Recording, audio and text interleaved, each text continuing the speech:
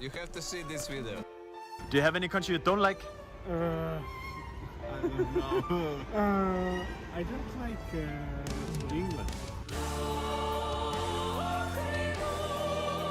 Why do you don't like England? Because they are different. People must trust us. I'm European, I can speak like you, stupid American. Evo još jedan under menše. For us Croats, however, this is also a time for the end of a long past.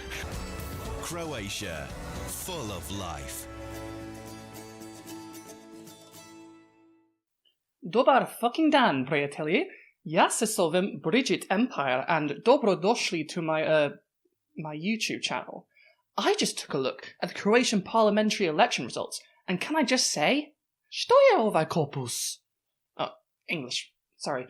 Oh boy, am I sure glad I can't understand the language here, because I am, in fact, one of those Western Pedera immigrants that a significant chunk of the country just voted to send straight to Goli Otok. But because I'd be terrible at breaking stone, and I would quite like to not leave two countries within the space of a year, I'm going to do what all arrogant Anglo YouTubers do, and explain my perspective on the parties that won big in the Croatian elections, as someone who knows nothing, can barely string a sentence together, and someone that got here 5 minutes ago.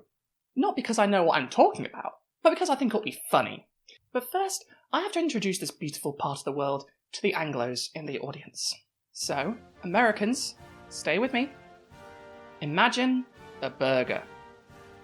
Now, imagine that burger was shaped like a sausage, that there was 10 of them, and that you ate them in an oily flatbread with onions and a red pepper paste. Okay, now we're in the right headspace. You've imagined this amazing burger. You'll like this, Yanks.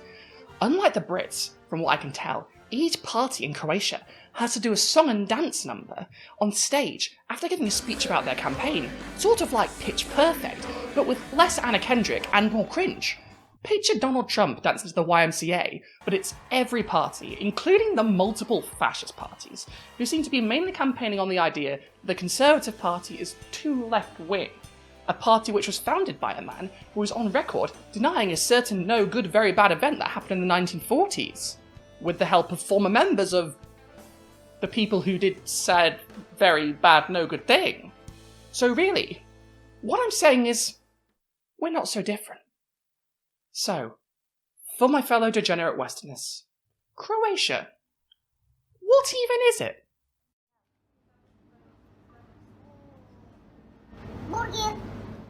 The former Yugoslav Republic consists of much of the northern Adriatic coast and the northwestern Balkans. It's a beautiful country with a rich history and a language that is next to bloody impossible to learn. It's a pity then that Westerners tend to know very little about the place. Given the fact that Game of Thrones was filmed there, your average American, let's call him Duncan, Idaho, might recognise the skyline of Dubrovnik as King's Landing. Duncan might also, if he's a bit more well-read, recognise Croatia as the birthplace of Nikola Tesla, or the leader of socialist Yugoslavia, Josip Broz Tito. Now, if he has done this, and said this out loud, he's made the classic mistake of stepping onto a landmine. If Mr. Idaho told a rather nationalist Serb that he recognises Nikola Tesla as a Croat, he's going to get quite an earful. Tito too was of Croatian and Slovenian parentage. The Balkans is not a place that's very easy to separate into distinct and geographically isolated ethnic groups. Hence, history. You have to have the kebapi. Kebapi is what you're going to have, okay? Oh, don't they serve that in the cafe across the street? No! Now, if your boy Duncan took a couple of breaks in between dying in the service of House Atreides and being resurrected one of too many times, he might have read enough of said history to know, say, that Croatia became a separate country from Yugoslavia in the early 90s, and that the ruling party of Croatia, and the one that's been in charge for the majority of the country's history, is that same party that pulled Croatia out of the Union. He might also know some of the reasons then why the political landscape of the country is the way that it is. A lot of people remember the 90s with horror, for good reason. The siege of Dubrovnik, and especially the war crimes committed in Vukovar, made a lot of people associate communism with the war, and the left in general with that communism. Now this is obviously a massive oversimplification of a very complex and nuanced political landscape, but it might help Duncan once he's allowed a spice break or whatever it is Duncan's Idaho do, to understand how, with 30 years or so of developments, changing material conditions and culture, and a new generation being born and then forced to leave the country for work, surrendering much of their vote to the old, who remember all of this stuff, why the 2024 parliamentary elections in Croatia, which were, if anything, a good showing for the left of centre parties, look like this. In case it's not clear, Duncan Idaho, my extremely sexy spacefaring friend, these parties are in the order of most seats won. Firstly, the HDZ, the Conservatives, or literally, the Croatian Democratic Union, who Croats are cursed to apparently be ruled over by forever. The SDP, the Social Democrats, the nominally centre-left party with several hundred caveats. Domovinski Pokret, or Homeland Movement, a far-right party. Most, or the Bridge, another far-right party. And Možemo, basically the Green Party, but directly translated as "we can." I mean, at least Croatians have proportional representation, so it's better than the UK. TLDR though, it looked like on election night the HDZ would form a minority conservative government, since the far-right parties apparently think they're too left-wing to work with. They're not, but, I wouldn't have been complaining if that was the case. Better that there are no fascists in government. Instead, they broke the promise to their voters and formed a coalition. Quelle surprise! In a story typical now throughout Europe, the Conservatives lost seats to the far right, the Social Democrats lost seats to the Greens, though nowhere near as much as I'd like, and unfortunately for my hopes, it looks like the one Workers' Party MP lost her seat. Much like every time I watch an election anywhere, I'm reminded that we can't have nice things. So at the time of writing this, I've put up a video on the UK's upcoming election, something I know quite a lot about. In contrast, I'm only a little better on Croatian parties than our boy Duncan Idaho. But since my British election video is being held at ransom currently in demonetisation waiting list, despite it being the least offensive thing I've put out in months, I want to relate to you, dear readers of this here newspaper, the Daily Telegraph, a little about each of these various parties, and how we ended up here. Who are these people? And why is nothing good ever happening in Europe? First, for those of you that are new here, hi, I'm Brigitte Empire, science and culture correspondent for this here YouTube show, and Angloid immigrant to the Balkans. For obvious reasons, I mean, look at me, the fascists doing pretty well here scares me a lot, but it's not like something I don't expect everywhere now. What I truly didn't expect was how nonsense the manifesto of the Homeland Movement Party was, and we'll get to that. But first, the big two parties, and some of the important context going into this election. I'm European, I can speak like you, stupid American. Croatia, full of life. The way Western media was covering this election, when it bothered at all, made it sound like this election was all about Ukraine, when it really wasn't at all.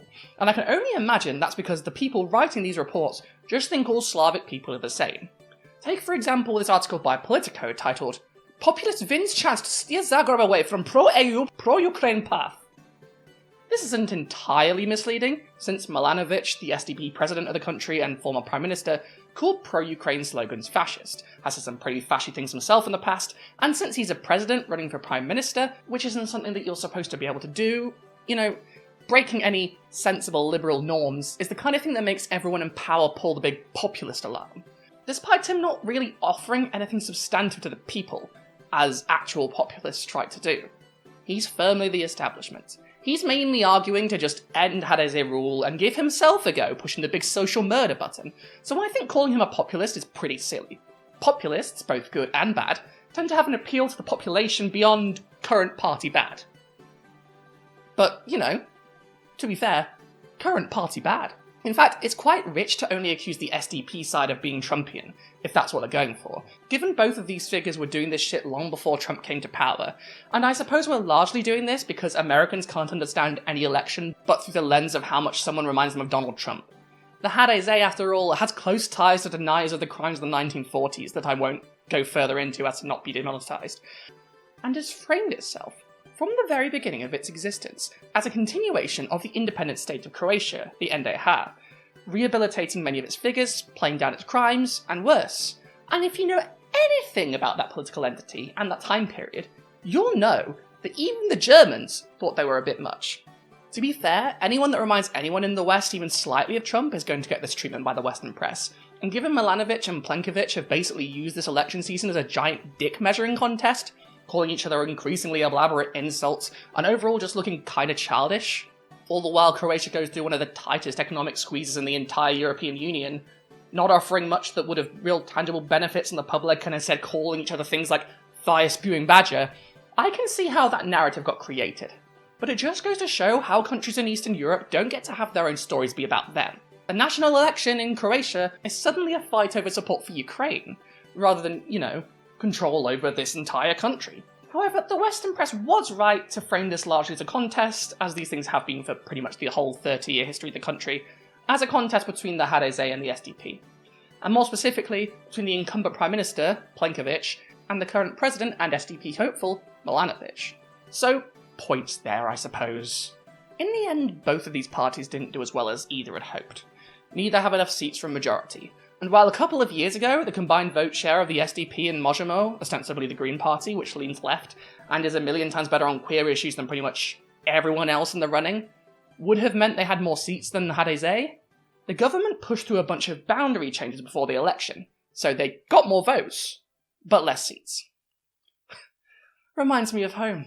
So with that in mind, you might be thinking, I suppose the HDZ were always going to form a coalition with one of the far-right parties. And yeah, that's always been the most likely option, but just like the far-right party Most, or the British, so they wouldn't go into a coalition with the HDZ before Absolute doing that, the far-right party that came third in the polls this time, thanks to said boundary changes hacking away at the Mozart seat total, known as Domovinski Pokret, or the Homeland Movement, became the kingmakers, and despite their promises to the electorate, and their noises about not going into coalition with the HDZ, they did. Why do people keep believing these guys? But who are these Homelanders? Well, I want to read from their programme for you, because it's wild, but first, a note about Most, mostly because I just want to point out this guy, who is a Most politician from my area, who looks like if Ed Miliband joined Wham. This guy was someone I know's religion teacher, and from the stories I've heard about what he used to say in class, this guy is a fucking nutjob. Just as a side note, he apparently used to complain that you can't fly the Croatian flag without people getting offended. And let me tell you, I've never seen so many flags in my entire life as I have in this country. It's every 3 feet, especially in Zagreb. You can't fucking move the Croatian flags there. Again, this rhetoric reminds me of home. As far as I can tell, replace the word English in the Stuart Lee sketch with Croatian, and you have the average Most or DP voter. If you say you're English these days, mate, you get arrested and thrown in jail. I said, if you say you're English, you get arrested and thrown in jail. He goes, yeah, these days, he said. Now the Homeland Movement, the Kingmakers, and now a junior partner in the government, a far-right party that worryingly came third this year with a huge number of votes, you might notice if you're a history nerd, has a name worryingly reminiscent of the Croatian equivalent of Sihail, Zadom Spremni, literally, full homeland, ready. And really you get the idea of what they're about from there. As both an immigrant and one of those dirty LGBTs, they probably don't like the idea of me much in general. Add to that the fact that I'm a socialist, and that I don't know enough Croatian to avoid having to say "ne razumijem" at least 3 times a day, and the only reason they probably aren't knocking at my door right now is quite obvious. The reaction from the right to an influx of immigrants from South and East Asia in the last few years has been, let's say, not ideal. Go home. Okay. This is not your country. Okay. Fucking. Where are you from? India. India. Go home in India. Okay. Ideš, da? Yeah. This is our country. Okay. Croatia, this is Europe. Okay. For white people. Okay, sir. Much like everywhere on Earth, xenophobia is a thing here. And having seen the numbers of immigrant workers in service jobs, especially in the capital, the far right have decided that they've arrived to replace them. With these far right parties and people on the street explicitly invoking the Great Replacement conspiracy theory, a fascist nonsense with no basis in fact. When, if you actually look at the facts, Croatia, like most former socialist countries, has a huge brain drain problem. People are leaving in droves for places like Germany, Ireland, Australia, and Canada, and the neoliberal ghouls in charge of the country, recognising that a smaller work pool has more bargaining power for labour rights, would rather make immigrant workers work for very little than have to pay anyone a decent wage. Which is, as I shouldn't have to remind you, something immigrant workers want as well. They don't want to be paid in peanuts either. They don't want you to be paid in peanuts. They want you all to be paid well. These guys aren't your enemies. This isn't the fault of the immigrants. This is the fault of capitalism. Something that the right is insistent is amazing, despite hating all of the problems it causes. They hate socialism on principle. apparently, despite not knowing the principles. And seem to think that if they just did capitalism, but more racist, everything would be grand. Which is just a fantasy for people too afraid of the idea that socialism might be in their best interest to read a book and actually figure it out. Hell, it wasn't capitalism that raised the literacy rate and standards of living in the region in record time, was it? Anyway, enough of that for now. Just in case you're thinking I'm doing apologia for the olden times. This shit isn't black and white, but it is interesting. Still, I don't have the time to make a Tito video yet, and that's going to require a lot of work to do it justice, so forget all of that, and let's get into this absolute corker of a party. On the DP's very cool and very normal website, they list my favourite part of their entire programme. 10 domovinskich spowa preobrazby chorwackie. Thank you, I tried my best. Or 10 patriotic pillars of the transformation of Croatia. Now, this is just fascist posturing, but it's also completely batshit in a way that is just amazing. It had me in tears when my partner read it to me, and because I'm doing this for a laugh, I'm just gonna run this shit through Google Translate or just translate it myself depending on which one's funnier. Number 1, homeland spirit in the first place. Featuring the homeland spirit in the fight against the evil spirit of corruption. And the last point in this first section, the spirit of the Croatian veterans is the spirit of the homeland. Everything for Croatia, Croatia for nothing. 2, homeland spirit in the economic transformation of Croatia. The homeland spirit must make Croatia self-sufficient in the food and energy sectors, tax relief, because of course, and a startup revolution in the spirit of the homeland. You know, when Tomislav the Great fought back against the invaders, he cried a single tear thinking about the future where fintech startups would move Croatia in the direction of Bitcoin, for the good of the homeland. 3, transformation of the judiciary in the homeland spirit. What does that mean?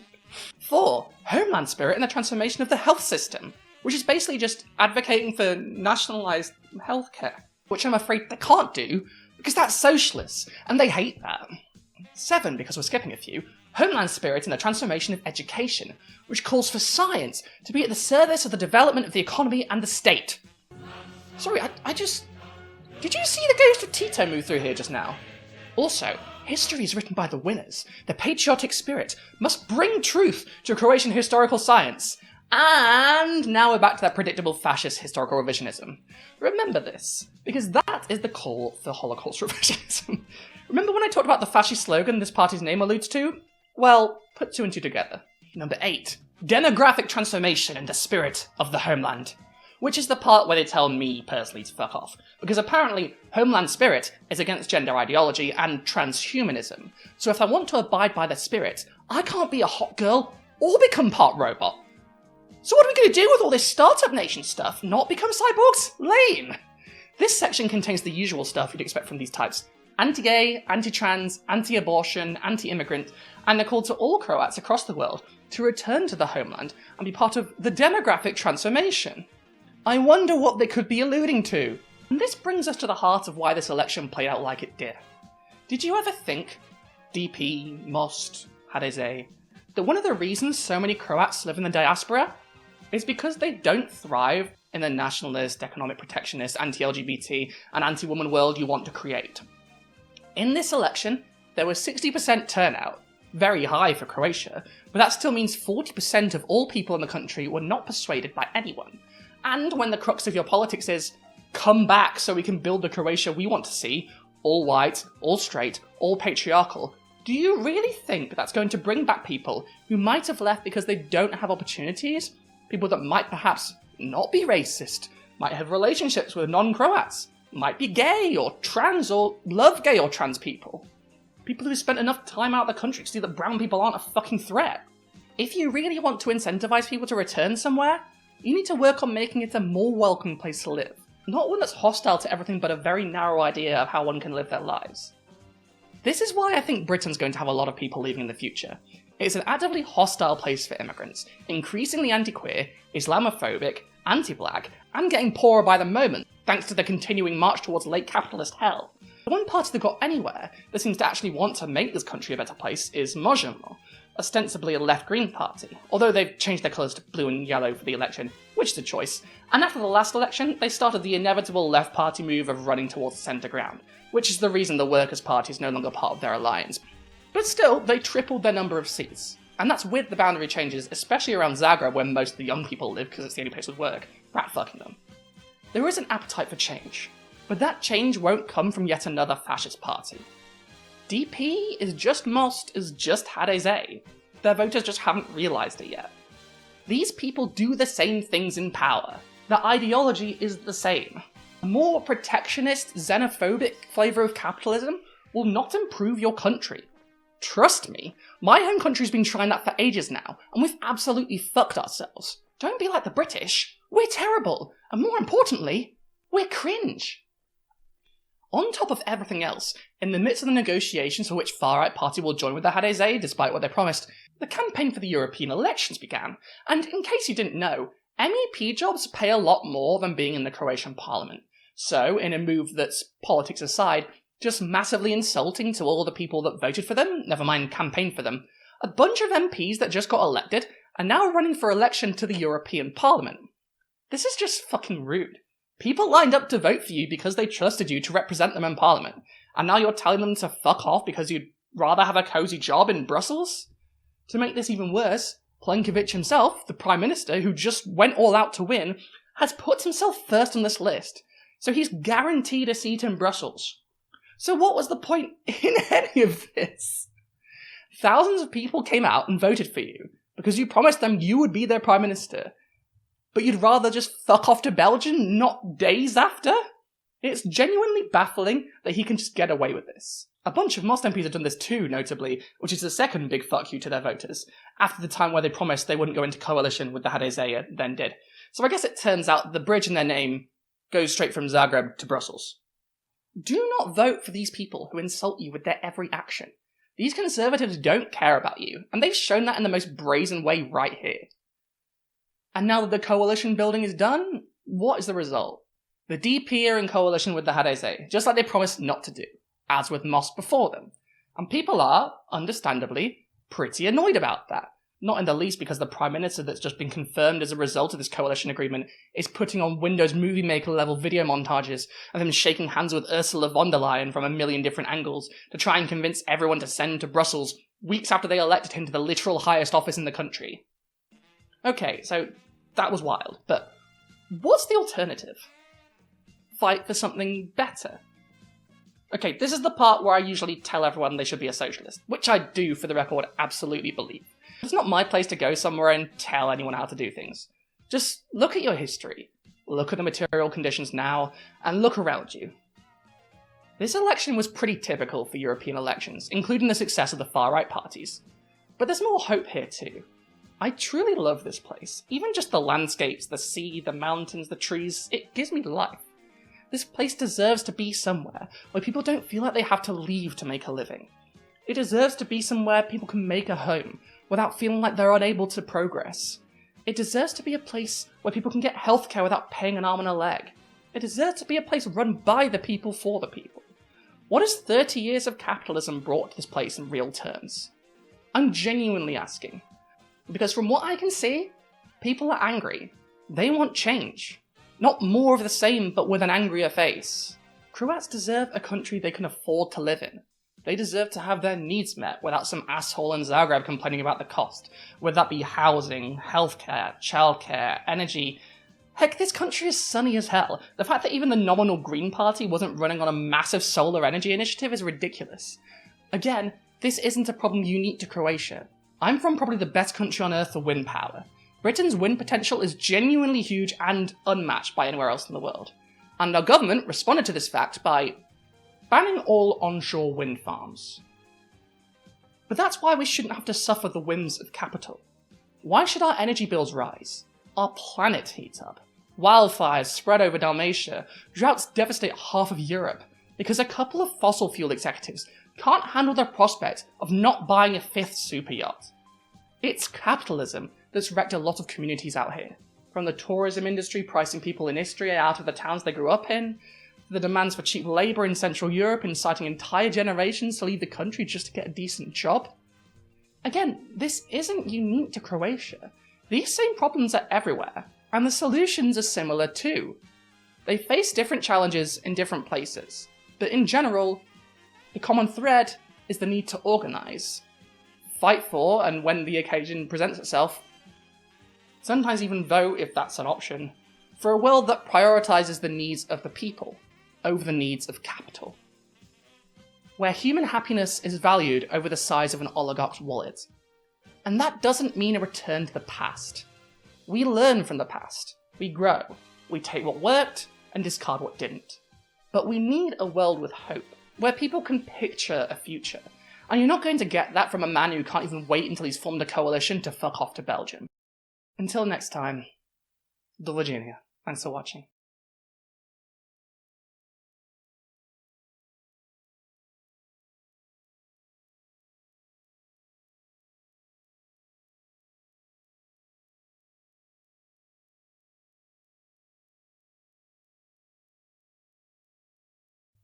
Hey, thank you for watching this video all the way to the end. If you like this video and you want to tell me how you liked it, you can do that. There's a like button, you can click on it.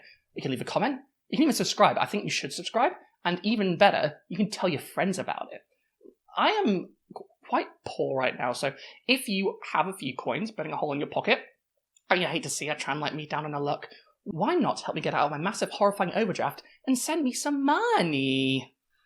You can give me one-time donations on Coffee or PayPal, links below, as always, or better yet, sign up to my Patreon, where you get early videos, access to the members-only Discord, my Nintendo Switch friend code, exclusive content such as long-form interviews with other creators, and in addition to all that good stuff, you'll also, if you sign up, get your name read out at the end of each video, just like these lovely people. Vince Whitaker, Amelia Unchained, Sarah Rudston, Jason Haig, Frank McManus, Susan Foster, Helena, Sierra Whiskey, Orestria, Ali Cadkill, Brian, John N, Scully, Jan, Lloyd Luciente, Jason Cribbett, Shield Baden, Robin Podolsky, Exploding Turtle, Casual Observer, Terry Roberts, Manta Ray, Courtney Burmack, Sleepy Slug, Philippa Tabrogga, Soma Piglet, Brain Douche, Artie Wolf, Hayden Gaylor, Greg Noble, Deanna McMillan, Caroline Regalado, Alexandra Lilly, PJ Lisborough, Howard Lott, Neronier Skarjan, and Jerry Cobalt. Thank you very much.